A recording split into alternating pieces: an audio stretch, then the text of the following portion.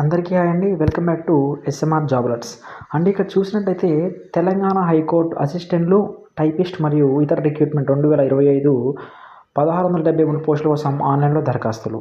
ఇక్కడ చూసినట్టయితే Telangana high court assistant and మరియు టైపిస్టు ఇతర ఖాళీల భర్తీ కోసం ఉద్యోగ నోటిఫికేషన్ అనేది ఇవ్వడం జరిగినది.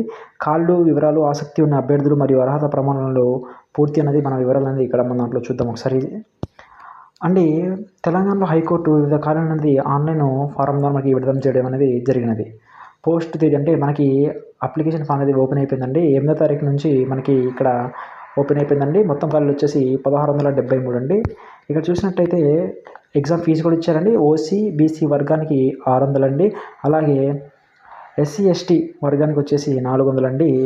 అలాగే ఇక్కడ చూసినట్టయితే ముఖ్యమైన తేదీలు కూడా ఇవ్వడం జరిగిందండి. ఆన్లైన్లో దరఖాస్తు చేయడానికి ప్రారంభ తేదీ వచ్చేసి 8వ తారీఖు అండి. నోటిఫికేషన్ విడుదల అయిపోయిందండి. దగ్గర 5-6 డేస్ అవుతుంది. అలాగే మనకి దరఖాస్తు చేసుకునే చివరి తేదీ వచ్చేసి 31 అండి. ఈ నెల జనవరి 31, 2025 మనకి ఇంకా టైం ఉందండి. అలాగే ఇక్కడ మనం ఏజ్ చూసుకున్నట్టయితే 1వ తారీఖు 7/6/2025 నాటికి అభ్యర్థులకి కనిష్టంగా 18 సంవత్సరాలు, గరిష్టంగా 34 సంవత్సరాలు అనేది కలిగి ఉండాలని. అలాగే ఇక్కడ ఏజ్ రిలాక్సేషన్ అనేది మనకి మన ఛానల్ నేను పీడిఎఫ్ ద్వారా ఇస్తానండి.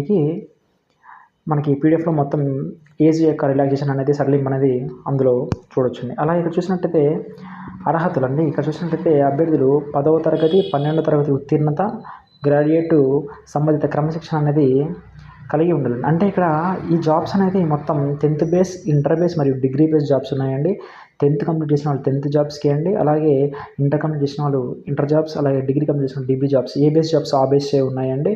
అలాగే 18 సంవత్సరాలు అనేది నిండి ఉండాలి. ఇది మస్ట్ అండ్ షుడ్ అండి. అలాగే ఇక్కడ చూసినట్టయితే పోస్ట్ వివరాలు చూసినట్టయితే తెలంగాణ రాష్ట్రం కోసం హైకోర్టు కోసం, అంటే తెలంగాణ రాష్ట్రంలో మనకి హైకోర్టు కోసం అనేది చూసినట్టయితే సంబంధిత వివిధ రకాల జాబ్స్ ఉన్నాయండి. కోస్ట్ మాస్టర్లు, అలాగే కంప్యూటర్ ఆపరేటర్ అండ్ సహాయకులు, అండ్ అలాగే చూసినట్టయితే పరిశీలకులు అండ్ టైపిస్ట్, కాపీ చేసేవాడు, అలాగే సిస్టమ్ విశ్లేషకుడు, కార్యాలయ సబార్డినేటర్లు అనేది ఇది మనకి హైకోర్టు పరంగా ఇచ్చారండి తెలంగాణలో. అలాగే తెలంగాణలో జ్యుడిషియల్ అండ్ మినిస్ట్రియల్ మరియు సబార్డినేట్ సర్వీస్ కోసం చూసినట్టయితే స్టెనోగ్రాఫర్, గ్రేడియల్ అండ్ టైపిస్ట్ అండ్ కాపీ చేసేవాడు, జూనియర్ అసిస్టెంట్ నుంచి అండ్ ఫీల్డ్ అసిస్టెంట్ నుంచి, అలాగే పరిశీలకులు, record assistant and court subordinator అనేది ఇవ్వడం. అంటే ఈ జాబ్స్ మొత్తం అనేది ఏ విధంగా ఉంటాయంటే 10th బేస్ మరియు ఇంటర్ బేస్ మరియు డిగ్రీ బేస్తో ఉన్నాయి. కాబట్టి 10th బేస్ జాబ్స్లో సబార్డినేటర్కి, ఇంటర్ బేస్ జాబ్స్లో field assistant and junior assistant, అలా డిగ్రీ బేస్లో ఇక్కడ చూసిన స్టెనోగ్రాఫర్, ఆ పైన మొత్తం కోస్ట్ మాస్టర్ అట్లాంటివి ఉన్నారు. అలాగే ఇంటర్లో కొంచెం మెరిట్ మార్క్స్ ఉంటే వాళ్ళకి తొందరగా వచ్చే అవకాశం ఉందండి. ఇది ఒక మంచి అవకాశం అండి మన తెలంగాణ జాబ్లో.